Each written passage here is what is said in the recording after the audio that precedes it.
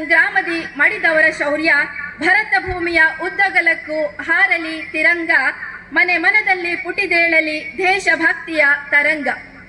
ದೇಶಭಕ್ತಿಯನ್ನ ಉದ್ದೀಪನಗೊಳಿಸುವಂತಹ ಈ ಸ್ವಾತಂತ್ರ್ಯ ದಿನಾಚರಣೆಯ ದಿನದಂದು ತ್ಯಾಗ ಬಲಿದಾನ ಮಾಡಿದಂತಹ ಹಲವು ಸ್ವಾತಂತ್ರ್ಯ ಸೇನಾನಿಗಳನ್ನು ನಾವು ನೆನಪಿಸಿಕೊಳ್ಳಬೇಕಾದದ್ದು ಅತ್ಯಂತ ಶ್ಲಾಘನೀಯ ಹಾಗೂ ಅತ್ಯವಶ್ಯಕವಾಗಿದೆ.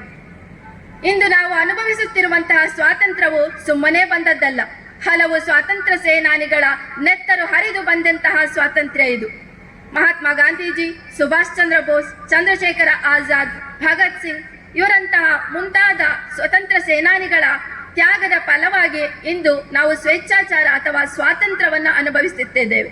ಇದು ಎಂದಿಗೂ ಕೂಡ ಸ್ವೇಚ್ಛಾಚಾರ ಆಗಬಾರದು. ಸ್ವಾತಂತ್ರ್ಯ ಒಂದು ಜವಾಬ್ದಾರಿಯುತವಾದಂತಹ ಒಂದು ಹೊಣೆಗಾರಿಕೆ ಎಂಬುದನ್ನು ನಾವು ಅರ್ಥ ಮಾಡಿಕೊಳ್ಳಬೇಕು. ಚನ್ನವೀರ ಕಣವಿಯರು ಒಂದು ಕಡೆ ಹೇಳ್ತಾರೆ, ಪ್ರಾಚೀನವ ತಿಕ್ಕಿ ತೊಳೆ ವರ್ತಮಾನ ಜೀವ ಕಳೆ ಉಕ್ಕೇರಲಿ ಬಾಳ ಹೊಳೆ ಈ ಭವಿಷ್ಯದೊಡಲಿಗೆ ಅಂತ ಹೇಳ್ತಾರೆ. ಪ್ರಾಚೀನವನ್ನು ಅಂದರೆ ಇತಿಹಾಸವನ್ನು ಯಾರು ಅರಿತಿರುತ್ತಾರೋ ಅವರು ಮಾತ್ರ ಹೊಸ ಇತಿಹಾಸವನ್ನು ಸೃಷ್ಟಿಸಬಲ್ಲರು. ನಮ್ಮ ಸ್ವಾತಂತ್ರ್ಯ ಸಂಗ್ರಾಮದ ಇತಿಹಾಸವನ್ನು ಅರಿತರೆ ಮಾತ್ರ ಪ್ರಸಕ್ತ ಭಾರತವನ್ನು ಉನ್ನತಕ್ಕೆ ಏರಿಸಿಕೊಂಡು ಹೋಗಬಹುದು. ದೇಶ ಎಂದು ಕರೆದಂತಹವರು ಇಂದು ವೈಚಾರಿಕ ವೈಜ್ಞಾನಿಕ ನೆಲೆಗಟ್ಟಿನ ಮೇಲೆ ನಮ್ಮ ದೇಶವನ್ನು ಮುನ್ನಡೆಸಬೇಕಾಗಿದೆ. ಭ್ರಷ್ಟಾಚಾರ ಮುಕ್ತ ಪಾರದರ್ಶಕ ಭಾರತ ನನ್ನದಾಗಬೇಕು. ಹಸಿರು ಮುಕ್ತ ರಾಷ್ಟ್ರವಾಗಬೇಕು. ಹಸಿವು ಮುಕ್ತ ರಾಷ್ಟ್ರವಾಗಿ ಯಾರು ಕೂಡ ಬೀದಿಯಲ್ಲಿ ಇರುವಂತಹ ಪರಿಸ್ಥಿತಿ ನಿರ್ಮಾಣವಾಗದೆ ಯಾರು ಕೂಡ ಹಸಿವಿನಿಂದ ಇರದಂತೆ ನಾವು ಸಾಗಬೇಕಾಗಿದೆ. ಸುಸ್ಥಿರ ಆರ್ಥಿಕ ಬೆಳವಣಿಗೆಯೆಡೆಗೆ ಸಾಗಿ ಸದೃಢ ಭಾರತದ ಕನಸು ನನಸಾಗಬೇಕು. ತಾಂತ್ರಿಕ ಜಗತ್ತಿನ ಉನ್ನತಕ್ಕೆ ಏರಬೇಕು. ಲಿಂಗ ಸಮಾನತೆ, ಸಾಮಾಜಿಕ ಸಮಾನತೆ ಪ್ರಜ್ವಲಿಸಬೇಕು. ಪ್ರತಿಯೊಬ್ಬರೂ ಕೂಡ ಗೌರವಯುತವಾಗಿ ಬಾಳುವಂತಾಗಬೇಕು. ನಾವೀನ್ಯತೆ ಮತ್ತು ಮೂಲ ಸೌಕರ್ಯಗಳು ಹಾಸುಹೊಕ್ಕಾಗಬೇಕು. ಕಟ್ಟ ಕಡೆಯ ಬದುಕು ಸಹ್ಯವಾಗಬೇಕು, ಆಹ್ಲಾದಕರವಾಗಬೇಕು. ನಾವು ಅವಲೋಕನ ಮಾಡತಕ್ಕಂಥ ಒಂದು ಸಂದರ್ಭ ಅಂತ ಭಾವಿಸ್ತೇನೆ.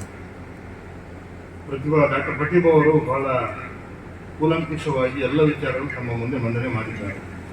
ಸುಮಾರು 600 ಲಕ್ಷ ಜನ ಈ ದೇಶದ ಸ್ವಾತಂತ್ರ್ಯಕ್ಕೋಸ್ಕರ ತಮ್ಮ ಬದುಕನ್ನು ಬಲಿ ಕೊಟ್ಟಿದ್ದಾರೆ, ತ್ಯಾಗ ಮಾಡಿದ್ದಾರೆ.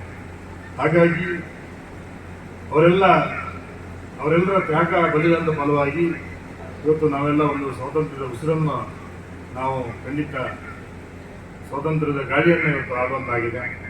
ಹಾಗಾಗಿ ಸುಮಾರು 200 ವರ್ಷಗಳ ದಾಸ್ಯದ ಶೃಂಖಲೆಯಿಂದ ಆ ಬ್ರಿಟಿಷರ ಕಪಿಮುಷ್ಟಿಯಿಂದ ಒಂದು ಹೊರಬಂದಂತಹ ಅಮೃತಗಳಿಗೆ 1947ರ 14ರ ರಾತ್ರಿ ಅಂತ ಭಾವಿಸ್ತೇನೆ. ಈ ನಿಟ್ಟಿನಲ್ಲಿ ಒಂದಷ್ಟು ಜನ ಮಹಾತ್ಮರು, ಮಹಾತ್ಮ ಗಾಂಧಿ ಇರ್ಬೋದು, ನೆಹರು ಇರ್ಬೋದು, ವಲ್ಲಭಭಾಯಿ ಪಟೇಲ್ ಇರ್ಬೋದು, ಹಾಗೆ ಚಂದ್ರಶೇಖರ್ ಆಜಾದ್ ಇರ್ಬೋದು, ಭಗತ್ ಸಿಂಗ್ ಇರ್ಬೋದು, ಸುಭಾಷ್ ಚಂದ್ರ ಬೋಸ್ ಇರ್ಬೋದು, ಲಾಲಾ ಲಜಪತ್ ರಾಯ್ ಇರ್ಬೋದು, ರಾಮ್ ಪ್ರಸಾದ್ ಬಿಸ್ಮಿಲ್ಲಾ ಇರ್ಬೋದು, ಹೀಗೆ ಈ ಮಾತೃಭೂಮಿಯ ಒಂದು ಋಣವನ್ನು ತೀರಿಸಿ ನಮ್ಮ ಬದುಕನ್ನು ಬಲಿಕೊಟ್ಟಂಥ ಪುಣ್ಯಾತ್ಮರು ಇವರೆಲ್ಲ ನಮ್ಮ ಕಣ್ಣ ಮುಂದೆ ಬರ್ತಾ ಇದ್ದಾರೆ.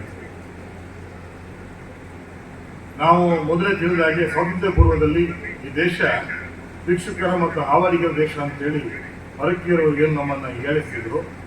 ನಾವು ಹೆಮ್ಮೆ ಪಡ್ತಕ್ಕಂಥ ರೀತಿಯಲ್ಲಿ ದೇಶ ಇವತ್ತು ತಮ್ಮ ಸಾಧನೆಯನ್ನು ಮಾಡಿದೆ ಸ್ನೇಹಿತರೆ. We are the 5th largest economy in the world ಅಂತ ಹೇಳ್ತೀವಿ. ಪ್ರಪಂಚದ ಆರ್ಥಿಕತೆಯಲ್ಲಿ 5ನೇ ಸ್ಥಾನವನ್ನು ನಾವು ಮುಟ್ಟಿದ್ದೇವೆ. ಅಷ್ಟು ಮಾತ್ರವಲ್ಲ, ಇವತ್ತು ಸಾಮಾಜಿಕವಾಗಿ, ಶೈಕ್ಷಣಿಕವಾಗಿ, ಆರ್ಥಿಕವಾಗಿ, ವೈಜ್ಞಾನಿಕವಾಗಿ, ಹಾಗೆ ಕಲೆ, ಸಂಸ್ಕೃತಿ, ಬಾಹ್ಯಾಕಾಶ, ಹಾಗೆ ಚಂದ್ರಯಾನದಲ್ಲಿ, ಹಾಗೆ ಮಂಗಳನ ಅಂಗಳಕ್ಕೆ ಕೂಡ ನಾವು ಹೆಜ್ಜೆ ಇಡುವಂಥ ಸಾಧನೆಯನ್ನು ಈ ದೇಶ ಮಾಡಿದೆ. ಈ ನಿಟ್ಟಿನಲ್ಲಿ ಇವತ್ತು ಈ ಸ್ವಾತಂತ್ರ್ಯ ಖಂಡಿತವಾಗಿ ಸ್ವಚ್ಛಂದವಾಗಬಾರ್ದು, ಆಧುನಿಕತೆ ಅದು ಅಪಾರ್ಥವಾಗಬಾರ್ದು ಸ್ನೇಹಿತರೆ. ಹಾಗೆ ಇದು ಕೇವಲ ಒಂದು ದಿನದ ಜಾತ್ರೆ ಕೂಡ ಈ ದೇಶ ಆಗಬಾರ್ದು. ಆ ನಿಟ್ಟಿನಲ್ಲಿ ನಮ್ಮ ಹಿರಿಯರು ಮಾಡಿರ್ತಕ್ಕಂಥ ತ್ಯಾಗ, ಆ ಬಲಿದಾನ, ಆ ಪರಂಪರೆ ಇನ್ನೂ ಕೂಡ ಮುಂದುವರಿಬೇಕು. ಪಡೆದಂಥ ಸ್ವಾತಂತ್ರ್ಯವನ್ನು ತಡೆದು ನಿಲ್ಲಿಸುವ ನಿಟ್ಟಿನಲ್ಲಿ ನಾವೆಲ್ಲ ಇವತ್ತು ಮುಂದಾಗಿ ಇಡಬೇಕು. ಮತ್ತೆ ನಮ್ಮ ಮುಂದಿನ ಪೀಳಿಗೆಗೆ ಎಲ್ಲೋ ಒಂದು ಕಡೆಗೆ ಹೇಳ್ತಾರೆ, ಮೈ ಮರೆವಿನ ಕ್ಷಣ ಘೋರ ಭೀಕರ ರಾಷ್ಟ್ರ ವಿನಾಶಕ್ಕೆ ದಾರಿ ಅಂತಕ್ಕಂಥ ಮಾತನ್ನು ನಾವೆಲ್ಲ ಕೇಳ್ತಾ ಇದ್ವಿ.